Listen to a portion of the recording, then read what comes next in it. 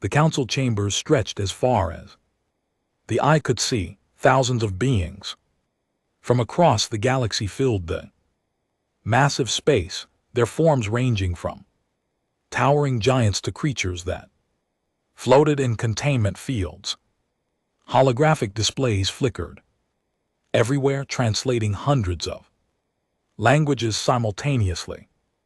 This was the Galactic Council, and today was special. Today Earth was finally being welcomed. Commander Timon Park stood with the human delegation. Near the entrance platform, he wore his formal Navy SEAL uniform, the medals on his chest representing 20 years of service. Next to him stood Dr. H. Jin Choi, Earth's chief ambassador, and behind him waited the rest of the team. Tamon kept his face neutral, but inside he felt the weight of this moment. Everything humanity had worked toward for 50 years came down to this day.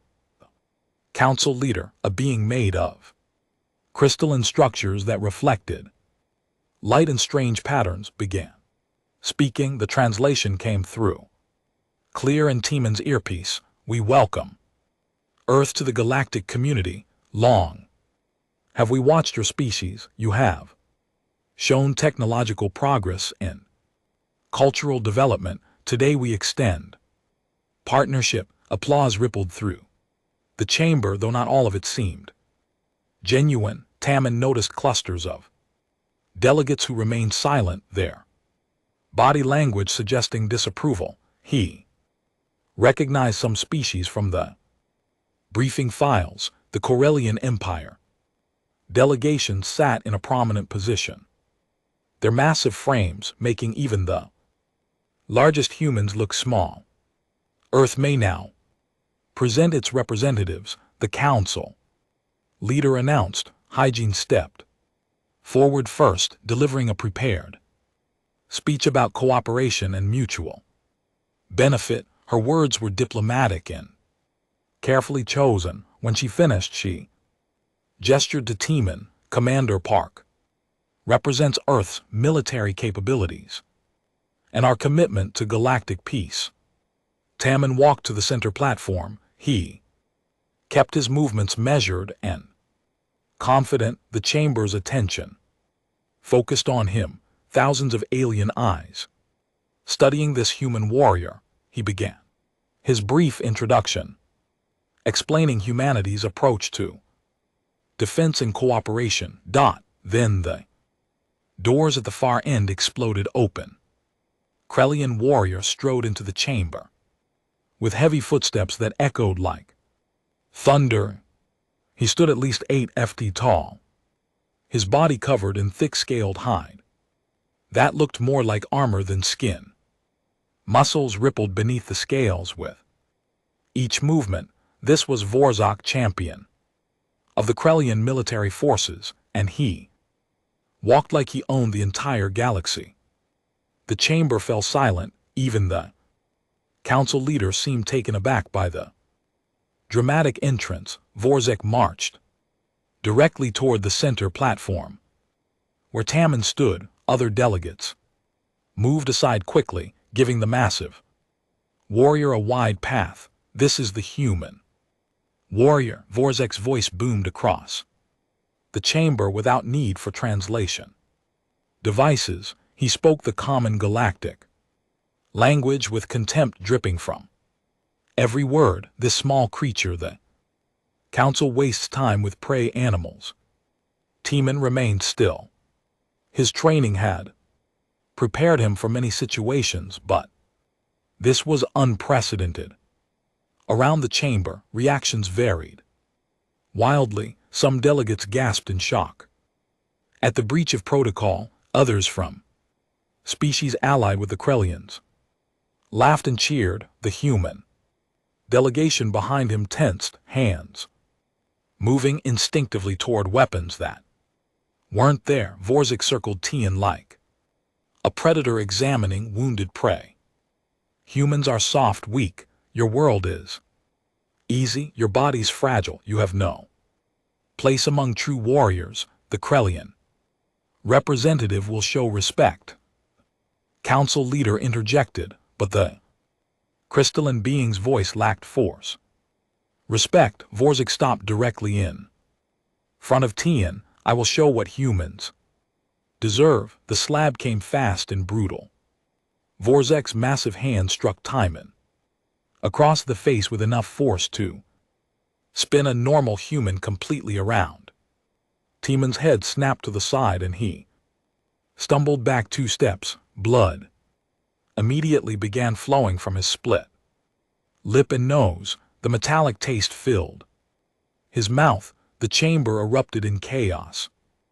Delegates shouted in dozens of languages. The human delegation rushed forward, but security barriers activated, preventing them from reaching the platform. Hai's voice cut through the noise, demanding justice and invoking diplomatic protocols. Tamon straightened slowly. He touched his face, fingers coming away red with blood. His jaw locked and his left eye was already beginning to swell, but his hands were steady. He looked at the blood on his fingers, then at Vorzak, then up at the council leader. I invoked the right of challenge, Timon said. Clearly, the chamber went silent again. But this time the quality of silence was different. Every delegate knew what those words meant. The right of challenge was an ancient law older than most current civilizations. It allowed any being who suffered public dishonor to demand trial by combat. You cannot be serious, Hijin called out.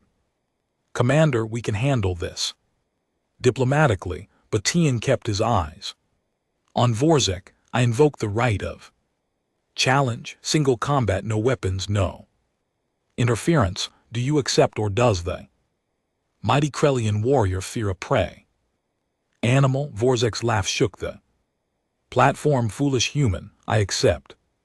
I will tear you apart and show the galaxy what your species truly is. Meet the council leader's crystalline form flickered with agitation.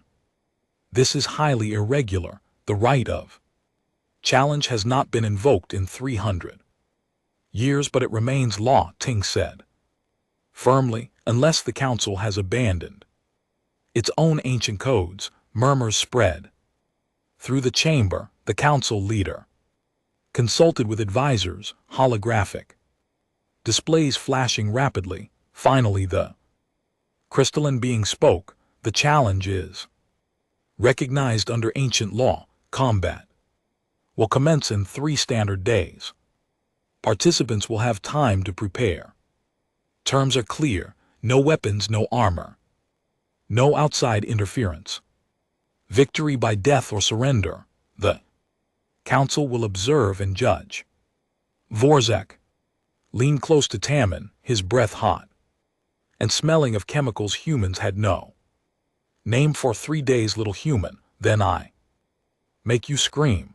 We an LT Uncan GT LLC. Tamon replied quietly. As security escorted both fighters from the platform, Tamon caught Hyan's expression. She looked terrified. Behind her, the rest of the human delegation showed similar fear. They understood what he had just done. He had bet everything on a fight he could not possibly win.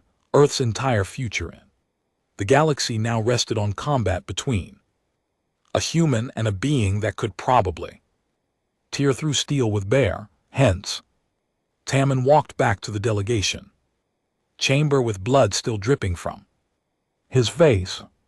His team surrounded him immediately, voices overlapping with concern and questions and barely controlled panic. Thought he wiped the blood away with the back of his hand and looked at each of them in turn. Get me everything we have on Krellian physiology, every scan, every medical file, every combat recording. I have 3 days to figure out how to kill something twice my size and 5 times my strength. Lieutenant Minyu Kang Stared at him, sir, this is suicide. Maybe, Tamman acknowledged, but he struck me in front of the galaxy. If we back down now, humanity becomes a target for every species that sees us as weak. We cannot afford to look weak, not now. Not ever. What if you lose, Sergeant? Jiang Mam asked quietly. Timon met her eyes. Then Earth will need to find another way forward. But I'm not planning to lose. The chamber fell quiet as the weight of his words settled over. Everyone outside the galaxy watched and waited. In 3 days humanity would prove itself or be crushed beneath the weight of galactic power. Everything depended on one man in one fight. Timon touched his swollen face again and felt the pain. Good. Pain meant focus. Pain meant clarity, and he would need both to survive what was coming. The preparation room was cold and sterile. Tamian sat on a bench while medical staff treated his injuries from the slab. His lip required 3 stitches, and the left side of his face had swollen to twice its normal size. The doctor, a nervous young woman named Buang, worked carefully while shaking her head. You need at least a week for this swelling to go down, she said. Fighting in 3 days with this kind of facial trauma is dangerous. Your vision will be compromised. Noted. Timon replied simply. Across the room, Minyu and gang spread holographic displays across every available surface. Files on Kroyan biology, combat recordings, tactical analyses, all of it floating in the air like deadly constellations of information. What they found was not encouraging. Krellian bone structure is reinforced with metallic compounds. Minyu read aloud. Their bones are literally 3 times stronger than human bones. They have redundant organs throughout their body, meaning even catastrophic damage to one organ system won't kill them immediately. Jiang pulled up a combat recording. It showed Vorzuk fighting in some arena on a distant world. The opponent was a massive creature with 6 arms and natural weapons like blades. The fight lasted less than a minute. Vorzuk simply grabbed the creature and tore it apart. With raw strength, the brutality made everyone in the room flinch. He's fought in 347 recorded combat situations. Jiang continued. Never lost, never even been seriously injured. This species doesn't just win fights, they dominate them. They evolved on a high-gravity world where everything is stronger and faster. Commander, I'm not saying this to be negative, but the math doesn't work. He's 5 times stronger, has reach advantage, superior durability, and centuries of combat experience. I know, Ting said. Then why did you challenge him? Minyu demanded, frustration breaking through his military discipline. We could have handled this politically, filed complaints, used diplomatic channels. Now you've put everything on a fight that cannot be won. Tamman stood gently, pushing away the medical staff. He walked to the holographic displays and studied Vorzak's image. The Krellian warrior stood frozen in mid-roar, muscles tensed, scales gleaming, the picture of physical perfection bred for war. Do you know why Earth's military invested so much in studying alien combat? Tamman asked quietly. Why? We spent 50 years analyzing every species. We encountered every fighting style, every biological advantage. His team waited in silence because we knew this moment would come. Timon continued. We knew that someone somewhere would test us, would see us as prey, and we knew we couldn't win through strength. So we looked for other advantages. he expanded the display, pulling up files that most of the team had never seen. Classified research from Earth's Xenobiology Division, years of study on how different species fought and more importantly, why they fought the way they did. Krellians evolved on a world where combat was short and brutal.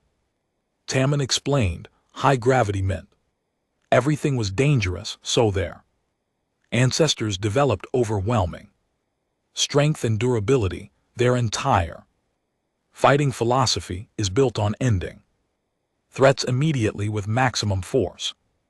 Their ambush predators scaled up to sapient level. That doesn't help us, Gang pointed out. That makes them more dangerous, does it? Taming pulled up another file, this one on human evolution. What did humans evolve as? Persistence hunters, Minu answered. Understanding beginning to dawn. Exactly, humans evolved to chase prey. For hours across African plains, we don't have claws or fangs or natural armor. We have endurance. We have the ability to regulate body temperature. Through sweating, we have cognitive capacity to predict and adapt. Our ancestors killed prey not by being stronger but by never giving up. We chased animals until they collapsed from exhaustion. Tamman brought up detailed scans of Krellian muscular systems. Look at their muscle fiber composition. Designed for explosive power, not sustained activity. Look at their respiratory system, efficient for short bursts, but they have no sweat glands. They cool through panting, which is inefficient. Their cardiovascular system is built for high power output over short periods. The room was silent as everyone processed this information. You're going to try to outlast him, boy said softly. You're going to turn this into an endurance fight. I'm going to make him chase prey that doesn't caught. Tian confirmed. Every recording we have shows Krellian combat lasting less than 5 minutes. That's not because their opponents are weak. It's because Krellians end fights quickly or not at all. They've never needed to develop endurance fighting techniques because they've never faced an opponent that could survive the initial assault and keep fighting. Minu pulled up combat statistics. If you can last 20 minutes, his efficiency drops by 40%. 30 minutes and his muscle groups start accumulating waste products they can't process fast. But commander, that means surviving the first 5 minutes when he's at peak strength. That's where technique comes in, Tan said. I've watched every recording of Vorzik fighting. He's skilled, but he relies on intimidation and overwhelming force. His footwork is sloppy because he's never needed good footwork. His defense is holes because nothing has ever survived long enough to exploit them. He's fought hundreds of times, but never against someone who understood what they were seeing. Jiang looked skeptical. You're betting Earth's entire future on cardio and technique. I'm betting it on understanding what we are. Timan replied. Vorzik thinks humans are weak because we're not physically strong. But strength isn't everything. Humans survived Earth, and Earth is classified as a death world by galactic standards. We have more natural predators than most planets have total species. We survived ice ages and droughts and plagues. We're not the strongest species, but we might be the most stubborn. They pulled up one final file. It showed detailed analysis of human endurance capabilities compared to galactic averages. Humans could maintain physical activity longer than 97% of known species. Human heat regulation was more efficient than 99% of known species. Human cognitive Function under stress exceeded Galactic. Averages by significant margins. The galaxy sees us as weak because we're not naturally armored or clawed. Thyman said, they don't understand that we're dangerous for different reasons. Vorzak has never fought something that thinks like we do. He's never fought something that refuses to die quickly. Minu stood and saluted. What do you need from us? Sir, I need complete combat analysis. Ready by tomorrow morning. Every weakness in Vorzak's style, every tell in his movements. I need environmental data on the arena, temperature controls, anything that might give advantage, and I need you to help me design a training regimen that prepares me for 30 minutes of hell. The team scattered to their tasks. Boy stayed behind finishing her medical work. As she packed up her supplies, she spoke quietly. You know, the entire planet is watching, right? Earth's news networks are covering this constantly. Everyone knows about the challenge. I know, Timon said. My daughter asked me if the commander was going to die. Bai continued. She's 7 years old and she's scared because everyone is talking about how the alien is going to kill our warrior. Tammin looked at her. What did you tell her? I told her that you were the bravest person I knew, that you were fighting for all of us. But Commander, what am I supposed to tell her if you don't come back? Tammin was quiet for a moment. Then he pulled out his communication device and opened a quantum link to Earth. The connection took a few seconds, then his sister Suman's face appeared on the screen. Behind her he could see their father sitting in his old chair. Tammin, Suman said, relief obvious in her voice. We saw what happened. Are you okay? I'm fine, he lied, just calling to check in. His father leaned forward into view. The old man's face was weathered from years of military service himself. Son, don't lie to us. Half the planet is talking about this challenge. What were you thinking? I was thinking that someone had to show them we're not prey. T-Man replied. Someone had to stand up. And it had to be you, Suman asked. Tammin, you don't have to prove anything. Come home. Let the diplomats handle this. T-Man shook his head. If I back down now, every species in the galaxy will see humans as weak. They'll see us as targets. Earth will never be safe. Our children will never be safe. I have to do this. His father's expression changed. Old warrior recognizing the resolve in his son's eyes. Then make sure you win. Make sure it counts. I will, Tammin promised. They talked for a few more minutes about nothing important. Family gossip, weather back home, Suman's new job, normal conversation that felt precious because it might be the last. When the call ended, Timon sat alone in the preparation room for a long moment. Buon had waited quietly. Now she approached and placed a hand on his shoulder. For what it's worth, I believe you can win. Thank you, Timon said. What should I tell my daughter? Tammin stood and looked at his reflection in the dark window. His face was bruised and swollen, but his eyes were clear and determined. Tell her that humans don't give up. Tell her that sometimes the strongest person isn't the biggest one. And tell her that 3 days from now, the galaxy is going to learn what happens when you underestimate someone from Earth. The arena was enormous, built in the ancient style. It stretched 300 m across, with seating that rose up like a metal mountain. Every seat was filled. Beings from thousands of worlds had come to witness this moment. Holographic cameras floated everywhere, broadcasting the Fight to trillions across the galaxy. Teeman stood in the preparation tunnel.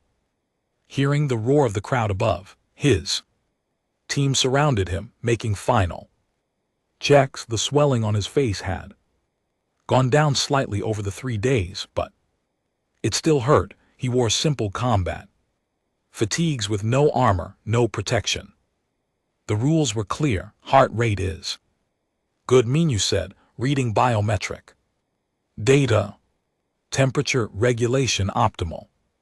You're as ready as you can be. Jiang handed him a water bottle. Remember the plan. First 5 minutes are about survival. Don't engage. Don't try to hurt him. Just stay alive and stay moving. Make him chase you. I know. Timon said quietly. Hai Jin appeared at the tunnel entrance. The ambassador looked like she had not slept in 3 days. Her eyes were red, her hands shaking slightly. The council is assembled. Vorzek is already in the arena. Tamon, you can still withdraw. We can claim diplomatic immunity. Argue the challenge was made under duress and look weak for the rest of human history. Tamon shook his head. No, this is happening. Then may whatever gods you believe in go with you, Hyjin said softly. The tunnel speakers activated. A voice spoke in the common galactic language. Challenger Teeman Park approached the arena. Tamon walked forward. Each step felt heavy, not from fear but from the weight of what this moment meant. Behind him, his team called out encouragements. He did not look back. The tunnel opened. Ahead, bright lights spilling in, and then he was walking onto the arena floor. The roar of the crowd hit him like physical force. Thousands of beings screamed and shouted in hundreds of languages. Holographic displays showed his face to every corner of the arena, magnifying his human features for all to see. He looked small and fat compared to the grandeur around him. Across the arena, Vorzak waited. The Krellian warrior stood in the center of the fighting space, arms raised to acknowledge the crowd's approval. He was even larger than Tian remembered. Easily 8 ft of solid muscle and scale. His skin gleamed under the arena lights, each scale reflecting light like polished metal. When he moved, power rippled through his entire body. Vorzak saw Tenon and laughed. The sound boomed across the arena, amplified by his natural physiology. He beat his chest with both fists, creating sounds like thunder. The crowd loved it. Beings cheered and stopped, the noise building to a crescendo. Then Vorzak grabbed one of the metal pillars that decorated the arena edge. With a casual display of strength, he tore it from its moorings and crushed it between his hands like paper.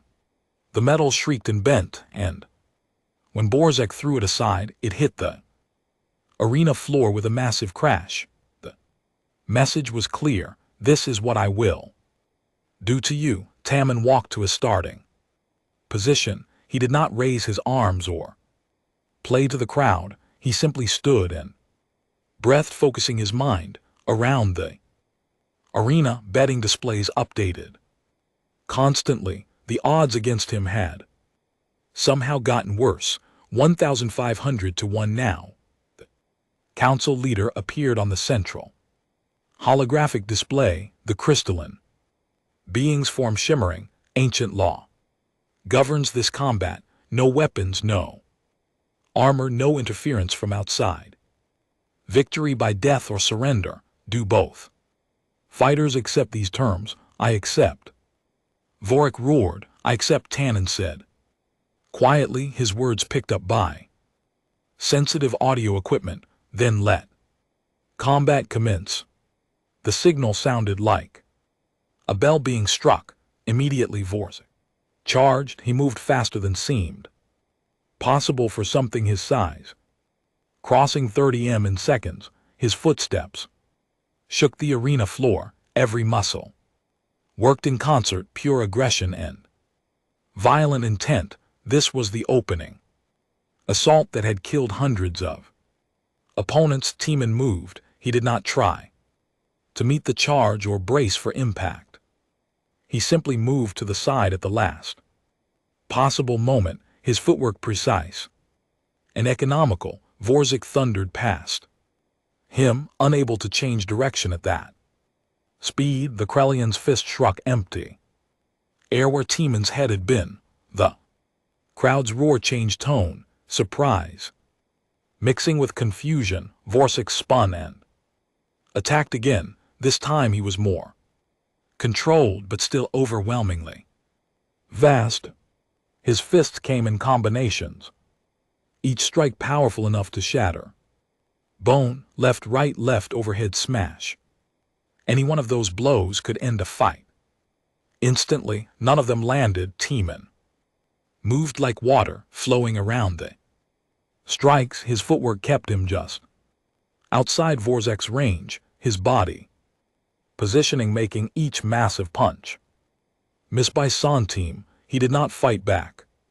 He just moved, studying, learning, measuring. 30 seconds passed. Then a minute. Dvorak's frustration became visible. He increased his attack speed, throwing more strikes, using more power.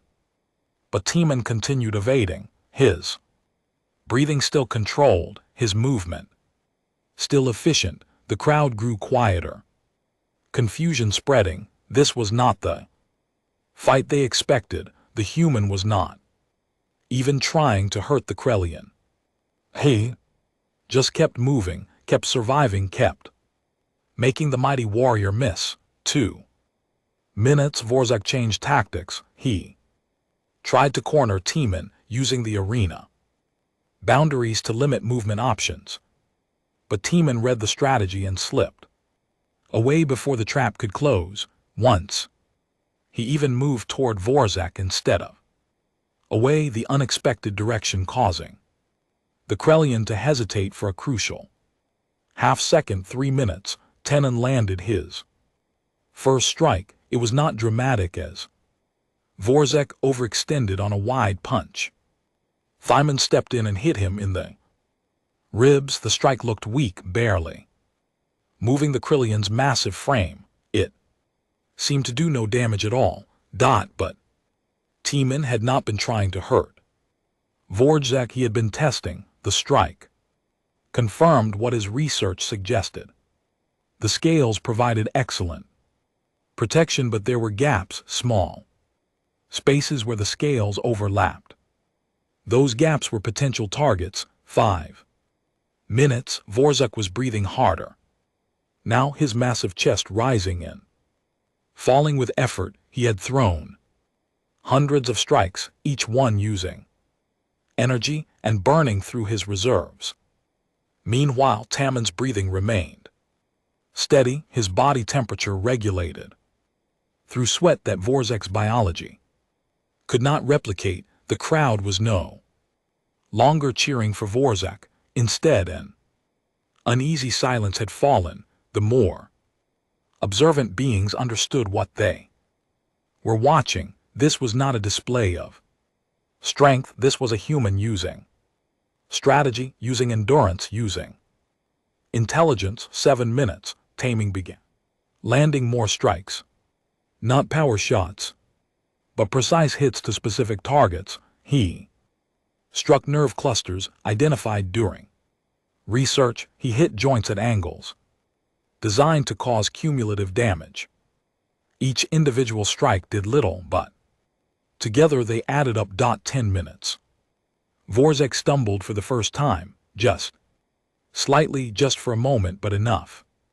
His leg had taken repeated strikes to the same spot, and now the joint was not responding perfectly. The damage was minor, but in combat, minor problems became major quickly. Tenon saw the weakness and adjusted his strategy. He began targeting that leg specifically. forcing Vorzek to put weight on it, making him pivot on it. Each movement caused more strain, more damage, accumulating 12 minutes. Vorzek was panting now, his mouth open wide as he tried to cool his overheating body. His strikes came slower with less precision.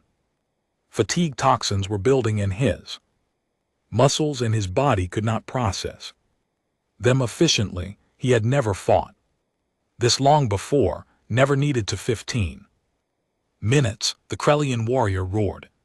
Frustration and pain, he charged again. But this time his movement was slower, his footwork sloppy. Tammin did not just evade, he stepped into the charge, struck Vorzek's damaged knee with surgical precision and moved away. Before the retaliatory strike could land, Vorzek's knee buckled. He caught himself before falling completely, but he was now visibly limping. The arena had gone almost completely silent. Thousands of beings watched in disbelief as the impossible unfolded before them. The human was winning, not through strength, not through luck, but through strategy and endurance and perfect execution of a plan. 18 minutes, Vorzek tried to end it with one final desperate assault. He ignored the pain and the fatigue and threw everything into a massive overhead strike, both fists coming down like sledgehammers. If that strike landed, it would crush Tammin into the arena. For Tammin had been waiting for this moment for 18 minutes. He had studied Vorzek's patterns, learned his tales, understood how the Krellian moved when exhausted and desperate. He knew this attack was coming. 20 minutes, Vorzek's attack committed him completely. His weight shifted forward, his damaged leg taking the load, his arms extended overhead. For just a moment he was completely vulnerable. Team moved like lightning. He sidestepped the strike by millimeters, feeling the wind of its passage as Vorzek's momentum carried him forward, off balance and overextended. Tammin struck 3 times in rapid succession. First strike, the nerve cluster at the base of Vorzek's neck, the exact spot identified in research where Krellian neural pathways converged. The strike disrupted signals from brain to body. Second strike, the damaged knee joint, hitting from the side at the precise angle to cause catastrophic structural failure. Something in the joint broke with an audible crack. Third strike, as Vorzek fell, his head coming down, Tammin jumped and drove his elbow into the Krellian's temple. Not just any part of the temple. The medical team surrounded Tammin within seconds of his victory statement. They scanned him with devices that hummed and beeped, checking for injuries that his adrenaline might be hiding. Remarkably, he was mostly intact. Bruises, muscle strain, dehydration, but nothing critical. He had survived a fight with a galactic trooper and walked away. Vorzek was not so fortunate. The medical team that reached him declared death within moments. The skull fracture had been catastrophic, the brain damage instant and fatal. Despite their redundant organs and enhanced durability, Krellians could not survive that kind of precision trauma. Across the arena, the Krellian delegation erupted in fury. A dozen of fellow warriors stood and roared their outrage. One of them, a scarred veteran named Gortheth, pointed at Tammin and screamed demands for justice in the common galactic language. Murder the human. Used forbidden techniques. This cannot stand. The council leader's holographic form flickered with agitation. The combat was conducted under ancient law. All rules were followed. The challenge was issued and accepted by both parties. Vorzek was our champion, Goreth snarled. He cannot fall to prey. I demand another challenge. I will fight the human myself and restore our honor. Tammin stepped forward, ignoring the medical staff, trying to hold him back. His body screamed with exhaustion, but his voice was clear and steady. No, the challenge is satisfied. Your champion struck me. Dishonor, I answered with legal combat. If you want more blood, you're asking for war, not justice. The arena fell silent. The word war hung in the air. Like a physical thing, humans were new to the galactic community, their military capabilities largely unknown. But they had just watched one human kill a Krellian champion through tactical superiority. The implications were frightening. Ahin appeared at T-Man's side, her diplomatic training taking over. The Krellian Empire has two choices: accept the legitimate outcome of trial by combat or escalate this to military conflict. Earth does not want war, but we will not be bullied. Choose wisely. The council leader spoke before the Krellians could respond. Challenge is complete. The law has been satisfied. Any further violence will be treated as criminal assault and met with council sanctions. This matter is closed. Gorth looked like he wanted to argue further, but other members of the Krellian delegation pulled him back. They understood the political reality. They had lost, and pushing the issue would only make them look weaker.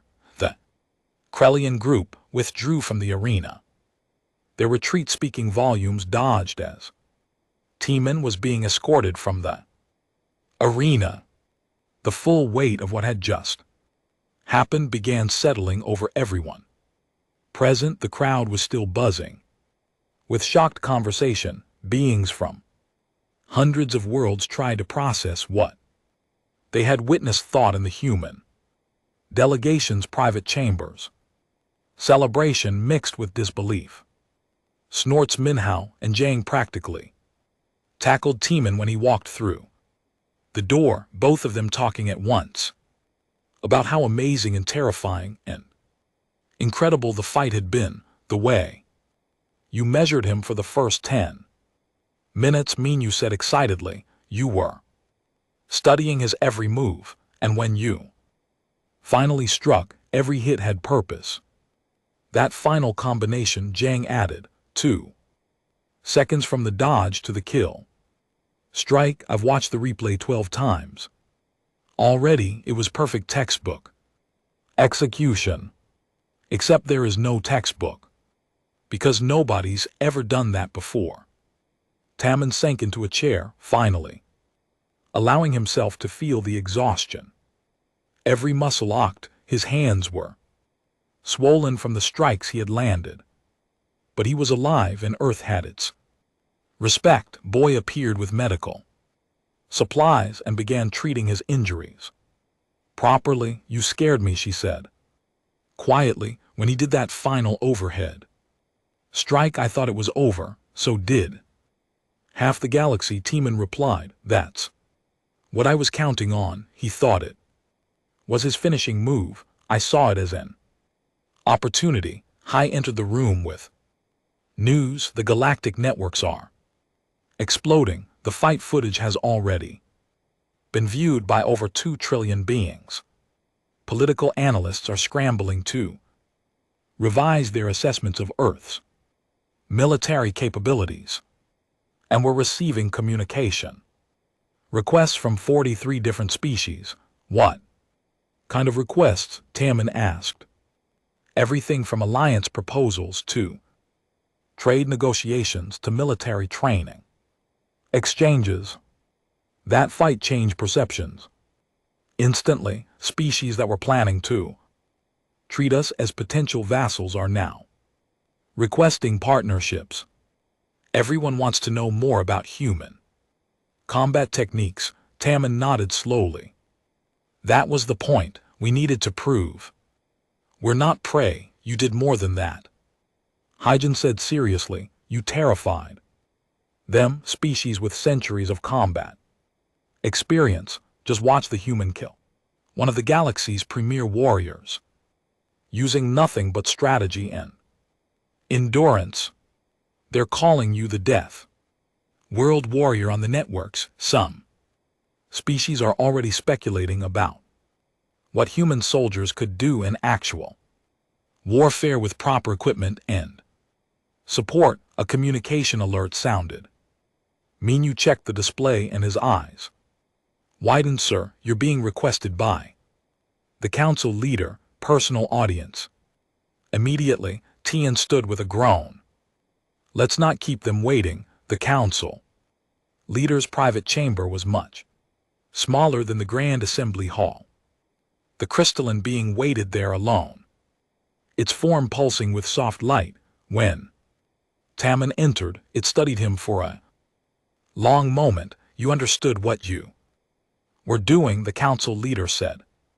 Finally, it was not a question. Yes, Timon replied. You knew that Vorzek represented more than just Krellian honor.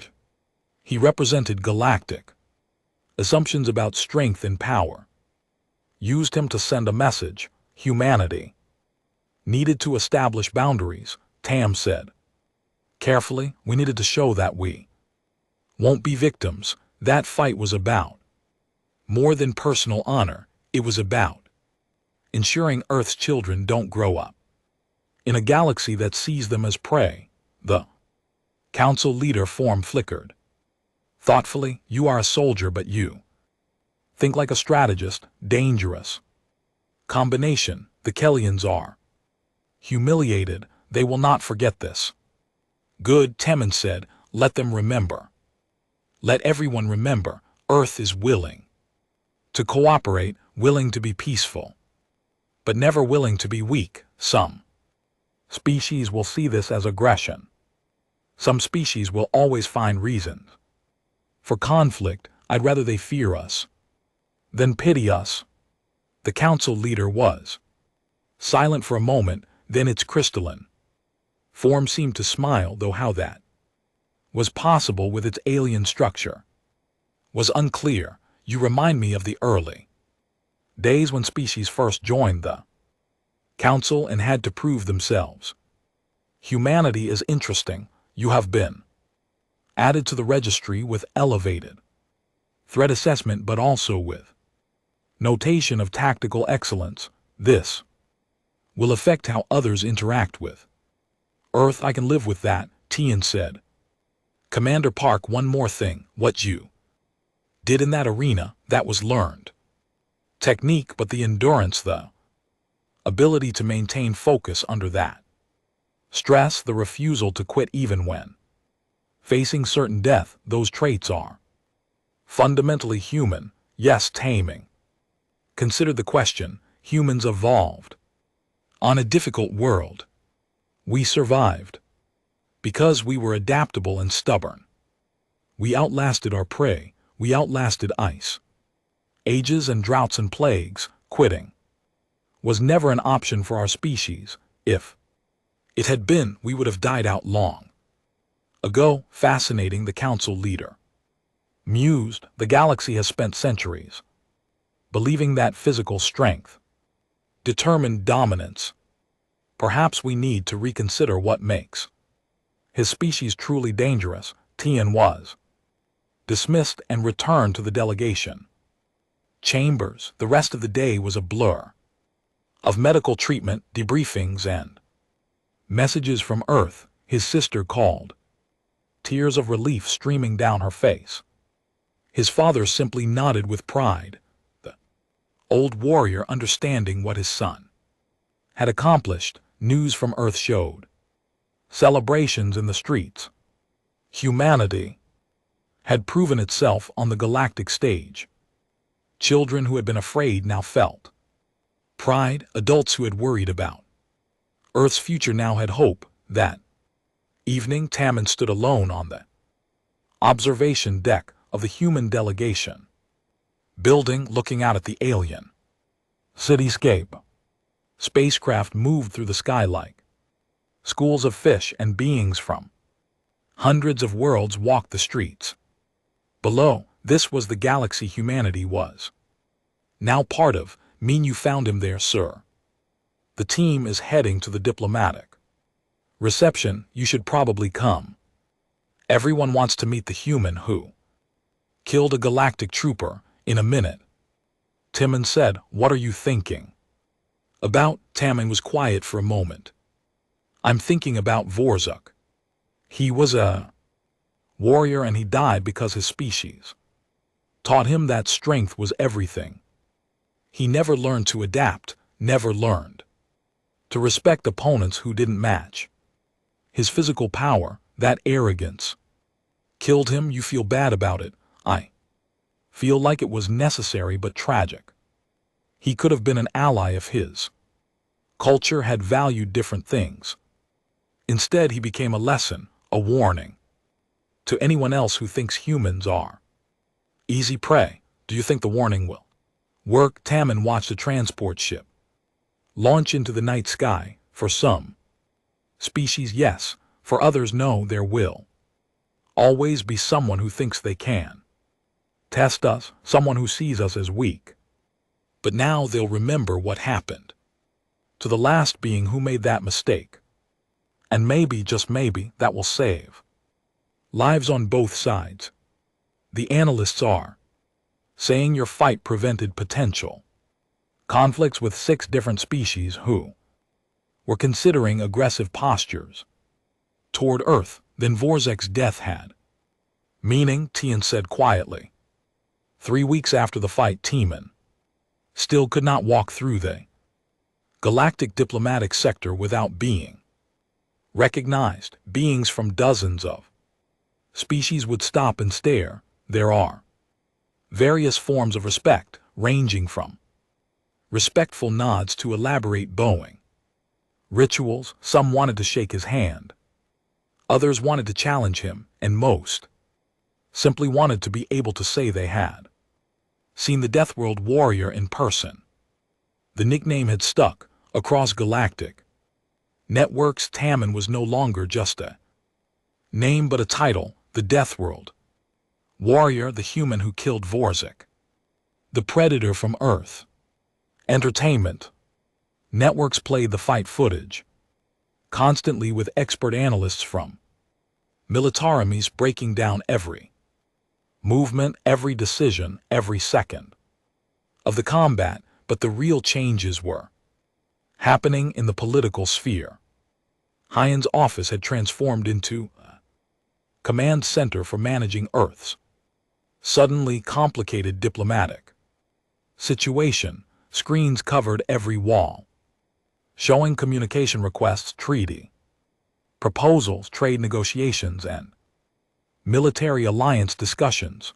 The ambassador looked exhausted but satisfied as she briefed Tamon on the latest developments. The Krellian Empire formally withdrew their objection to Earth's Council membership. She explained they're not happy about it, but they understand the political reality.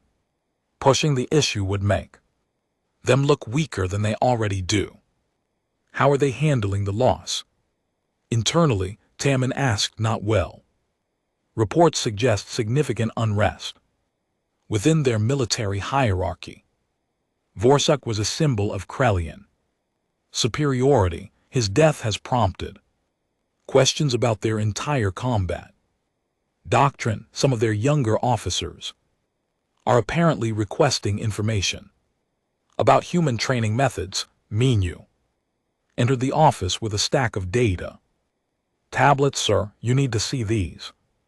We're receiving formal requests for military training exchanges from 12 different species. They want to send their soldiers to Earth to learn our combat techniques." Teaming took the tablets and scrolled through the requests. Species he had barely heard of were offering significant resources in exchange for human military instruction.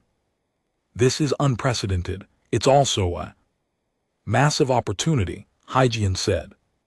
"Military training exchanges build relationships, and establish trust. If we handle this correctly, Earth could become a central hub for galactic military education within a generation. What about the species that are concerned about our capabilities? Teeman asked. The fight probably scared as many people as it impressed. High pulled up a diplomatic analysis. 42 species have requested meetings to discuss Earth's military intentions. They want assurances that we're not planning aggressive expansion. We've been handling it carefully, emphasizing cooperation and mutual defense rather than conquest, and they're buying it. Most of them, the fight proved, were dangerous, but your conduct afterward proved we're not mindlessly aggressive. The fact that you showed respect to Vorzek's body, that you tried to de-escalate with the Krellian delegation, that Earth hasn't leveraged the victory to make outrageous demands. All of that matters. We're being seen as strong but reasonable. That's the ideal diplomatic position. Jiang appeared in the doorway. Commander, you're needed in the training facility. The first group of alien observers has arrived to watch human combat demonstrations. Tammin followed her through the diplomatic complex to the training facility Earth had established. Inside, a group of beings from various species waited, their attention focused on a training mat where two human soldiers were demonstrating hand-to-hand combat techniques. The soldiers moved through various drills explaining the principles behind human martial arts. Focus on leverage rather than strength, using an opponent's momentum against them, targeting vulnerable points rather than trying to overpower naturally stronger beings. The alien observers watched with intense interest, taking notes and asking questions through translators. One of the observers, a being from a species called D2, approached Tammin directly. The Torvin stood about 6 feet tall with 4 arms and natural armor plating. Commander Park, a military scholar. Callus, I have studied your fight extensively. Your species' combat philosophy is fundamentally different from most galactic military doctrine. How so? Tan asked. Most species approach combat as a test of natural advantages. We use our strength, our speed, our natural weapons, but humans seem to approach combat as a puzzle to be solved. You identify weaknesses and exploit them with precision. It is almost clinical. Tammin considered this. Humans had to develop that approach because we lacked natural weapons. We didn't have claws or fangs or natural armor. We survived by being smarter than our prey and our predators, and now you apply that same philosophy to warfare, Kali said. Fascinating, terrifying, but fascinating. Over the next week, the training exchanges intensified.